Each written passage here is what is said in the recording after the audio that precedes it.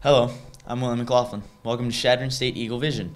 I'm here with another Eagle Insider edition at Chadron State College. Today I'm speaking with Jojo Phillips of the football team about spring practices, plus head track and field coach Ryan Baily stops by to give us a preview of the outdoor season and what his expectations are for his team this year.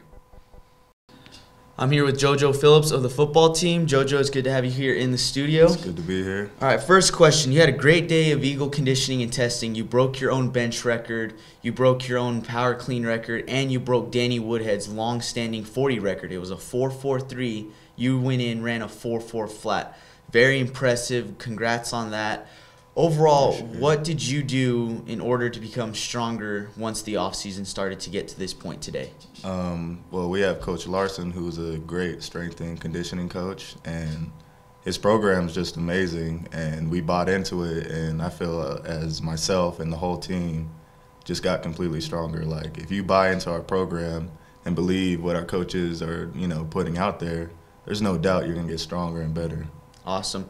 Now, when you guys were doing your lifting and stuff, overall, who was your strongest opponent? I mean, who did you lift with to help you just become an overall stronger athlete? Well, everybody on the team is pretty strong, but as of right now, there's another safety named Burgess who's pretty close to trying to get my record. So we kind of motivate each other right now to keep going harder and harder. So I see him put on, like, heavy weight, so I'm expected to put on more weight. Or we got guys like Robert Jackson, who's a fullback, who, when we're doing sixes, he'll try to put on heavy weight, which this lift is ridiculously hard. Yeah. So I got to go that much harder just so, we're competing and stuff. Just try to dominate, establish the alpha male. And it's fun, All right, that's awesome. Now, originally you were recruited as a running back, but you made a transition over to defense and became a cornerback. How has that transition gone for you in the last year? The transition was good. I definitely like defense a lot. It's better hitting people than getting hit, you know what I mean? Get to be the aggressive force. Yeah.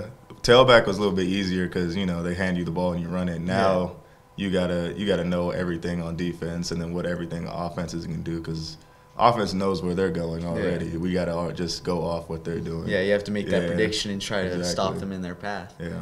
All right, now, What was the deciding factor, or which coach made you want to do defense, or was that something you just decided on your own? I talked about it with the coaches before. There's more opportunities on defense. There's one tailback at a time in the game, and we had about 5 DBs in on defense at a time. So there was more of an opportunity over there for me to win a starting spot to play on defense. All right. Now, your biggest challenge this season, what would you say that has been mentally and physically, and what have you done to overcome it? My conditioning is probably the worst part of me. I'd probably say I need to run a lot more. Enjoying the calves of food too much? Yeah, putting on too much weight too fast. And then getting into the playbook. The plays are a little confusing, but once you get into it, they simplify. Yeah. So. All right. Now, going into spring football and just into the fall season, what are you going to do just to try to fight and earn that starting spot? Like you said, they rotate almost 5 defensive backs in the game. What are you going to do to make sure that you're one of those steady backs that coach can look to, let's say, in a clutch or big game situation? As of right now, the most important thing is knowing exactly what you got to do on the field. Like, you got to know that you have 10 other players on the field that they're going to do their job. You just got to make sure you got to do yours and not do anybody else's. As long as you do your job and know your plays, then you'll make plays and do a good job throughout the season. Okay. My last question for you now, this wasn't originally part of the segment, but I have to ask you this. You guys are going to be playing West Texas. They beat you in the playoffs last year by 1 touchdown. Here at home, you get to play them next season in Dallas Cowboys Stadium. How does that feel like? Are you excited for that? I'm definitely excited, and it's definitely time for some payback. They stopped us on the road to the big season, so we got to make this season even better for the Chadron State Eagle fans. All right, well, again, I thank you for coming into the studio. We'll be right back with another segment. Thank you. Thank you. I'm here with head track and field coach Ryan Baily now. Coach, it's good to have you here in the studio. First question for you. Overall, how would you rate the indoor season for your athletes? The indoor season I felt went superb. It was a very good indoor season. You know, when I look at how our team kind of developed over the year and some of our younger kids growing up, we were really pleased with the outcome. I mean, especially for the guys scoring over 150 points, was more than we've ever scored indoor or outdoor. So that was nice to have that on our backs as well. I think the other thing too with the women, they competed at a high level. Regardless, they went out and they competed. We saw a lot of personal bests. We're still finished well in the top half of the RMAC, which was good. But we expect more things. You know, we're going to bring in some more athletes outdoor, 5 or 6 new kids that are going to really help us out that redshirt the indoor season for the ladies. And for the men, of course, we're going to be in a situation there too where we're going to bring in some guys that can really help us out. So I would say the overall indoor season went extremely well. You know, the top level kids, getting more kids to nationals and some All-Americans would have been nice.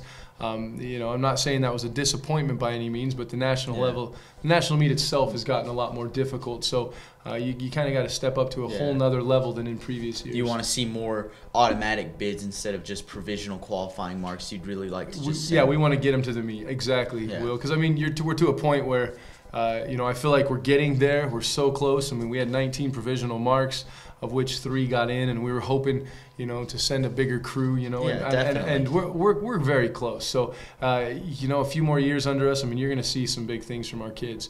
Awesome. So we're excited. All right, now with outdoor season starting, obviously there's more events added: 400 hurdles, steeplechase, javelin, discus throw, etc. You know, 4x1 as well. Overall, out of these events that are being added, you know, they weren't available indoor season. Which ones or one do you see positively making the greatest impact for your team on both sides for the men and women? No, that's a great question, Will. I think where we're at now, I honestly believe we could be even a better outdoor team than we were an indoor team, in all regards. How the 4x1, especially on the men's side, I can see those. We're going to have 7 guys fighting, 7 to 9 guys, depending on who we decide to redshirt, fighting for 4 spots. Nice. To make that 4x1. And to get a fast 4x1, you're going to need that kind of depth. 400 hurdles. I mean, we trained a lot of guys, even indoor season, getting them ready and prepared for the 400 hurdles. And that's a big event for us. And we have multi-eventers that can all run the 400 hurdles. That's going to help us out. We have, and so then, and we set the meet is set up according so that they can actually compete in the multi-event and the 400 hurdles and so forth. And then the javelin. I mean, Coach Groover's been working with the javelin throwers, and he's done a great job there. And you know, I feel like that's an area where we got a lot of guys that can just go out and. Some of our pole vaulters always make good jab throwers, and so we have some more options there to score even more points, which is exciting. Steeplechase, of course, you're looking at. We're really excited about a couple of our girls, Becca Wolf and Ashley Appelt's going to train for them, and you know, we're fortunate enough to get a steeple area put in, so we have a place to do it at the college, which is nice. So we have a place to practice the water jump and incorporate the hurdles into their training and simulate steeples. It makes a difference, and we're going to see some good things from them. So I'm hoping we can get some points in some of those areas. I'm hoping we can. Definitely a big event for us is going to be the 400 hurdles. It's going to be a really big event. A big event for us is absolutely going to be the javelin. We're hoping for some points there as well because we got a great throw squad in general. So we're excited. And then not to mention, you know, bringing in a few new athletes like Carl McFarland's going to make a huge impact. Yeah, I was going to ask you about that. You know, Cody Hunt, Carl McFarland, 2 of your better athletes that at one point were All-Americans for you in their earlier years. And they look good now, seeing them on the practice field. Cody Hunt obviously couldn't compete indoor season as well as Carl did. And they look strong for you. Do you look for those two to possibly make a huge impact for your team right now? Absolutely. You know, in Carl's strengths right now, I mean, resting him a little bit indoor, he's still trained, he's still practiced, but he's a lot more rested than he's ever been going into the outdoor season, and that's going to be huge. That's going to make huge ground in those 110 hurdles. Not to mention his triple jump has come so far. That's good. You know, John Ritson's done a great job with him in triple, and then you look at some of the other events that he's going to be participating in. He's one of our most consistent legs on that 4x1. I mean, I'm not saying anyone's locked on that 4x1, but man, he can make great adjustments, and that really helps that relay team out. Great with handoffs, great with giving the baton. I mean, he's just really aware in that element, which is going to really help that 4x1. So he's extremely valuable, and not to mention he's even done some strength work to run the 400 hurdles as well, which he's going to debut in those once or twice this year. So we're excited about that too. All right, now and then of course Cody. All right, now moving on overall. In the conference itself, with these events being added, where do you see your team going into the conference this year for outdoor season? I mean, like you said, indoor season, you guys finished second overall, scored over 100 points, and that was a good thing. But what makes this outdoor season different that it could really push you like further in the RMAC? What is different about outdoor to indoor other than events? Like, I think number one, you get a little spring fever. You get excited to be outdoor.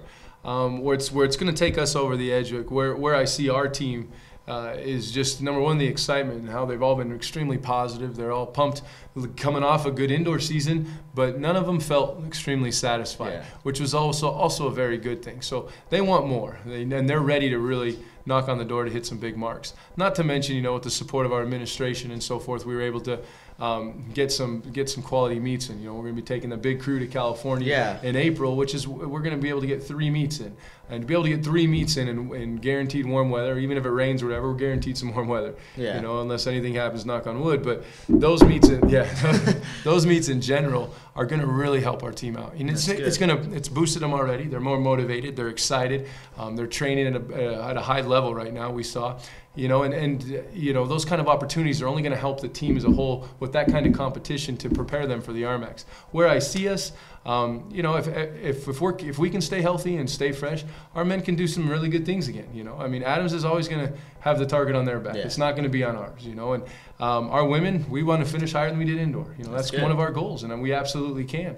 Especially if we put some pieces together. With Monique Fair not being able to stay real healthy indoor, if we can get her healthier, we can pick up some points there. I believe we can pick up some points in the steeplechase. I believe we can pick up some points in some other events. And when you have a good throws squad, instead of going from 2 events in the throws, now we go to 4. Exactly. And with our women being so strong in the throws, that only helps us out. So that's a really big boost for our team. So we want to finish higher than we did in the RMAC. And then for the guys, once again, we want to finish higher than we did in the RMAC. So all right. Now, my last question, we're going to relapse a little bit back in time to the fall season. This was the first year in almost 30 years. It's been a while that CSC has had a cross-country program. I was honored to be part of that for the first year. Overall, how would you have rated cross-country season for your athletes, and how does it help the track team moving forward? That's a great question. Cross-country is a huge addition to the program.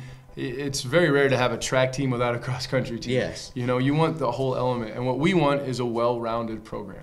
I'm not the kind of coach, and my philosophy, my coaches know that I want a massive team.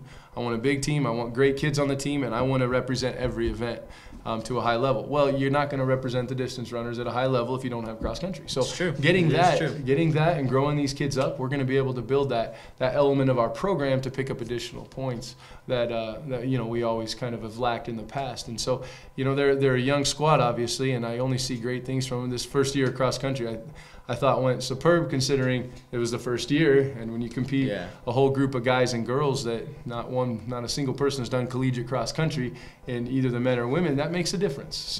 So having that team grow up is going to help us. Not to mention the recruiting's been superb, and it's helping every element of the program. So and especially in the future, you're going to see big things from the distance runners. Great. All right, Coach. Again, I want to thank you for coming by the studio. It was a pleasure to have you here. I appreciate it. All right, thank you.